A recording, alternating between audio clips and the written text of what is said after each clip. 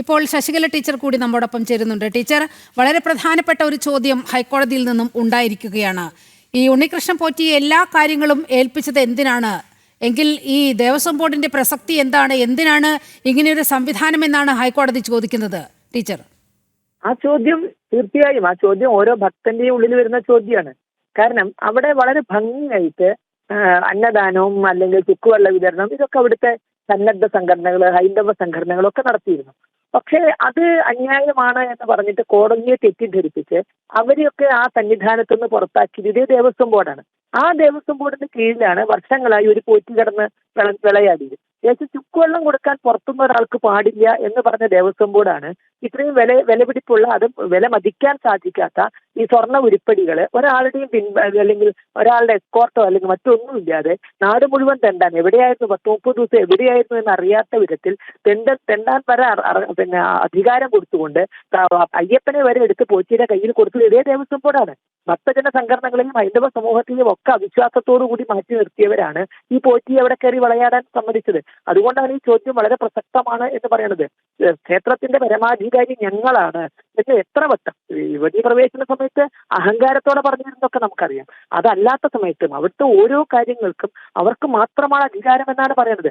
അപ്പൊ എങ്ങനെയാണ് ഈ ഒരു പോറ്റി, ആ പോറ്റിയാണ് മറ്റുള്ളവരിൽ നിന്ന് വഴിപാടുകൾ അല്ലെങ്കിൽ സമർപ്പണം സ്വീകരിക്കുന്നത്? ദേവസ്വം ബോർഡ് അറിഞ്ഞുകൊണ്ടല്ല. അങ്ങനെ എത്ര ഈ കൊണ്ടുപോയതൊന്നുമല്ല, ഈ സ്വർണം കൊണ്ടുപോയതല്ല. അങ്ങനെ എത്ര പേരിൽ നിന്ന് ക്ഷേത്രത്തിലേക്ക് എന്ന് പറഞ്ഞ സ്വർണം വാങ്ങിയിട്ടുണ്ട് നമുക്കറിയില്ല.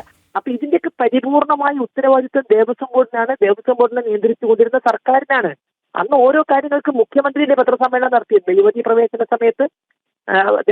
അവിടുത്തെ ഇപ്പൊ ഈ പറഞ്ഞവര് പറയുന്നു, ഇപ്പൊ ക്ഷേത്രത്തിലെ തന്ത്രിയാണ് അല്ലെങ്കിൽ ഇവർ ആരെയും തൊടിയിക്കാതെ, തന്ത്രിയോ അല്ലെങ്കിൽ രാജകുടുംബത്തെയോ ഇതൊന്നും തൊടിയിക്കാതെ ഇത്തരം കാര്യങ്ങളിൽ അന്ന് അഭിപ്രായം പറഞ്ഞിരുന്നത്, പത്രസമ്മേളനം നടത്തിയിട്ട് മുഖ്യമന്ത്രിയും ദേവസ്വം മന്ത്രിയും ഒക്കെയാണ്. അപ്പൊ അവരാണ് ഇതിന്റെ പരമാധികാരികൾ. അവിടെ അടിതാത്രം എന്തെങ്കിലും നടന്നിട്ടുണ്ടെങ്കിൽ അതിന്റെ പൂർണ്ണമായ ഉത്തരവാദിത്വം ഈ അടിത്തട്ടിലല്ല, ഈ മുകൾത്തട്ടിലുള്ളവർക്കുണ്ട് എന്നത് വാസ്തവമാണ്. അപ്പൊ മലബാർ ദേവസ്വം ബോർഡിന്റെ കീഴില് 100 ക്ഷേത്രങ്ങൾക്ക് ദേവസ്വം നോട്ടീസ് അയച്ചിട്ടുണ്ട്.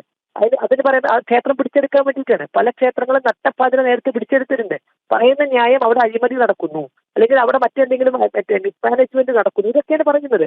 ചിലപ്പോൾ 10-100 രൂപ വരുമാനം തികച്ചില്ലാത്ത ക്ഷേത്രങ്ങളെ സംബന്ധിച്ച് ചിലപ്പോൾ 4, 3, 7 കൂട്ടിയത് 6 എന്ന് അത്ര നിസ്സാരമായ കാര്യങ്ങളാണ് ചൂണ്ടിക്കാണിക്കാനുണ്ടാവുക. ചിലടത്ത് അതുപോലെ ചൂണ്ടിക്കാണിക്കുന്നുമില്ല. അത്തരം ചെറിയ കാര്യങ്ങൾക്ക് പോലും ക്ഷേത്രം അതുവരെ ഭരിച്ചിരുന്നവരിൽ നിന്ന് ദേവസ്വം ബോർഡിലേക്ക് പിടിച്ചെടുക്കാനുള്ള അധികാരം ഉണ്ടെങ്കിൽ ഇത്രയും ശതകോടികളുടെ അഴിമതി നടന്നതിനപ്പുറത്തേക്ക് ഭക്തജനങ്ങളുടെ വിശ്വാസം തന്നെ നശിപ്പിക്കത്തക്ക വിധത്തിലുള്ള പ്രവർത്തികൾ ചെയ്തവര്, തീരെ ഉത്തരവാദിത്വ ബോധം ഇല്ലാതെ പെരുമാറിയവര്, അവർക്ക് ആ ക്ഷേത്രം തുടർന്ന് ഭരിക്കാൻ അധികാരമുണ്ടോ? ആ ചോദ്യം കൂടിയാണ് കോടതിയിൽ നിന്ന് ചോദിക്കേണ്ടത്. ആ ചോദ്യമാണ് ഇവിടുത്തെ ഭക്തർ പ്രതീക്ഷിക്കുന്നത്. ഇനിയും എന്തിനാണ് ഈ ക്ഷേത്രങ്ങളുടെ മേൽ ദേവസ്വം ബോർഡ് അടങ്ങിയിരിക്കുന്നത്? എന്തിനാണ് സർക്കാരിന്റെ നിയന്ത്രണം? ഇതാണ് ഇനി കോടതിയിൽ നിന്ന് നമ്മളൊക്കെ കേൾക്കാൻ ആഗ്രഹിക്കുന്ന ചോദ്യം. അത് ഉടനെ തന്നെ ഉണ്ടാകുമെന്ന് പ്രതീക്ഷിക്കും. വളരെയധികം നന്ദി ശശികല ടീച്ചർ ഈ ഘട്ടത്തിൽ പ്രതികരിച്ചതിന്.